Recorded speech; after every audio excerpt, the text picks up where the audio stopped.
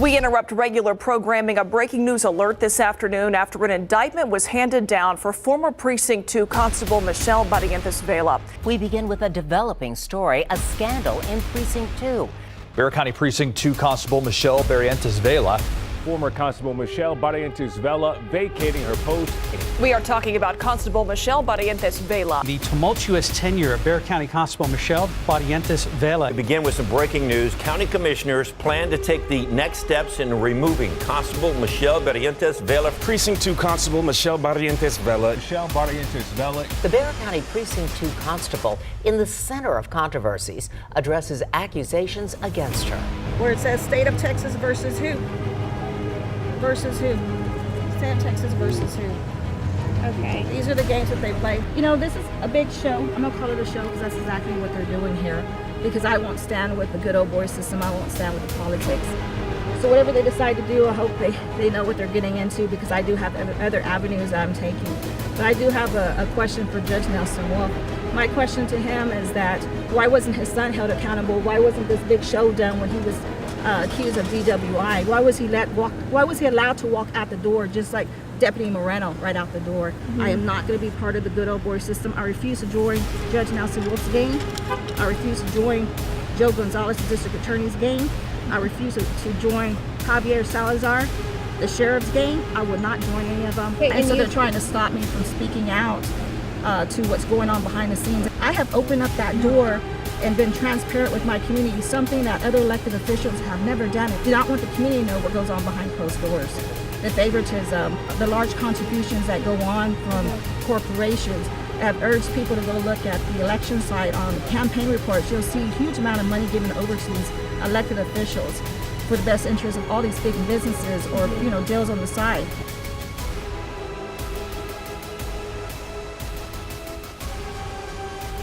The FBI is investigating allegations of money laundering, forgery, theft, and fraud within the Bexar County Democratic Party. Alcantara says the audit revealed more than $300,000 has gone missing, with no records to show where it went.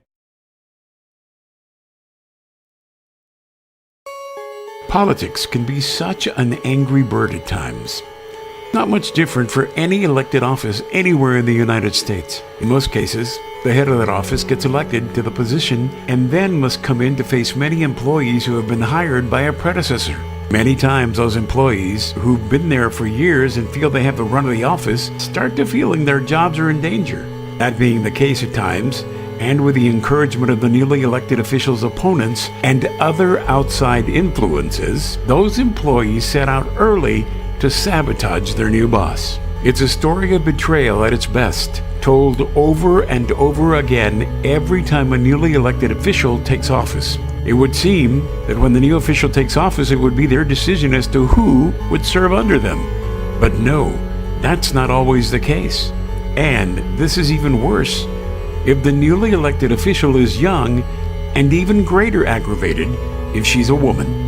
In what could be one of the most blatantly obvious cases of discrimination by a county that is still infested with the good old boy way of politics, that very same scenario is being played out in the office of the Bexar County. You see, Constable Michelle Vela is under siege, not by the everyday criminal, but by an older, wiser street gang known as the good old boy politicos, gangsters that don't fight fair. They use weaklings to create fake stories to attempt to discredit people. They use the media to do the same in the public eye by telling tales without facts, all in an effort to control another office they could not win. This is her story in her own words. I took office in 2017 as the first Hispanic female Bexar County Constable Precinct 2. That is history, whether it's acknowledged or not. Behind me is all my deputies that are currently with my office. The fact is, I'm a woman with a voice and an individual who presents before you challenge. I don't believe in the good old boy system. I never have. Their integrity, I challenge them.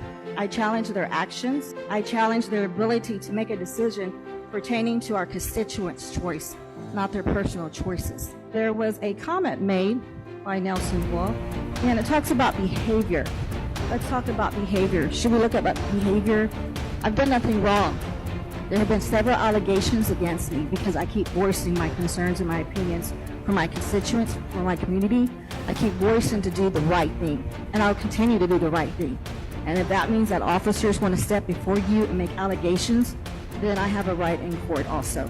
Behavior. We have jail standards that are being failed right now. That's behavior. We have elected officials that come out on camera for DWI. That's behavior. We have unethical decisions and unethical comments. That's behavior. I talk about discrimination all the time, whether it's race, whether it's a female standing before you, but I'm not going to stop fighting because I believe equality exists. I'm not your typical elected official. I will agree with you on that. I definitely will. You're not going to see me sitting in the office when I know my officers are out there on the front line at times in the most dangerous situations.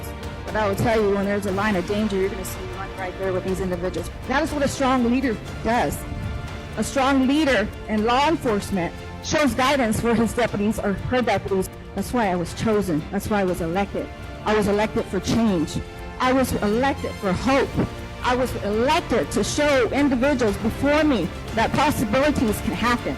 I'm not planning on going nowhere. Because at the end of the day, this is not my office. This is the office of the people. We are the people's police. We're their voice. This is what the constables bring. We interact every day in the community, hands-on. We know what our constituents want from us.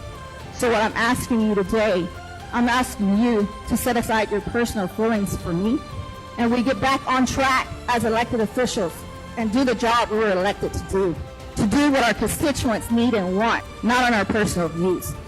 Truth. Think about that word, truth, because I'm not going anywhere. And the day I decide to retire or not seek another seat doesn't mean that you won't see me standing here before you again, because that might be another avenue I choose to take.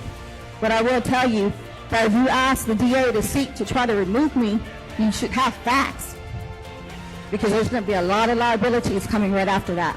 A Bexar County constable is accusing District Attorney Joe Gonzalez of targeting her and says she plans to hold him, Sheriff Javier Salazar, and other county officials accountable. Talked with the constable this morning. She claims that this investigation is just proof that the old boys club is out to get her. What's your response to that? She especially mentioned you.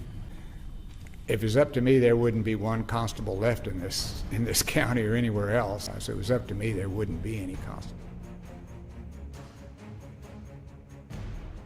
I had known the constable for 13 years. She was one of my students at the academy. And this constable, Constable Vela, ended up to being one of the top graduates of the class. The majority of these allegations have been voiced through media. These stories are typically one-sided and presented from a biased perspective. I'm not here to criticize anyone.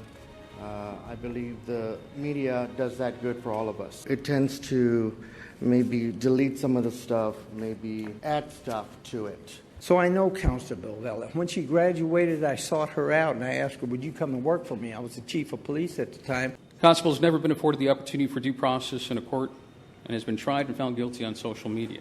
I can honestly say that the constable before y'all, we strive every day to go out there, perform our duties as mandated by state law, to serve and to protect the constituents of this community. I know Constable Vela as a smart, hardworking, honest, dedicated, professional woman.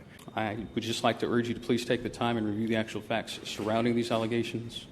Please do not jump to any conclusions without reviewing the totality of the situation and base it off of fact and not of personal opinion.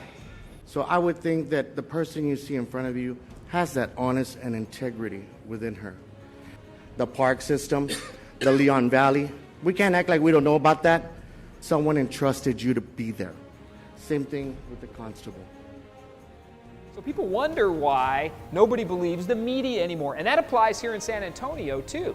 I think it's crazy when the media is creating these opportunities to trash and belittle politicians and people they don't agree with. I know that I'm innocent. I haven't done anything wrong, so there's nothing to be scared about. The community does have a right to say when they look at law enforcement as that they don't feel safe with us anymore. They have every right to say that. And I can understand where they're coming from. When you have law enforcement that starts becoming corrupt, when you have about 65% officers now that are involved in doing the wrong thing, we have a problem, a huge problem. These guys, they answer orders to certain individuals, and they also have connections into the politics world. And being out in the street, there was just so much more that the community needed, and that's what led me into being an elected official today.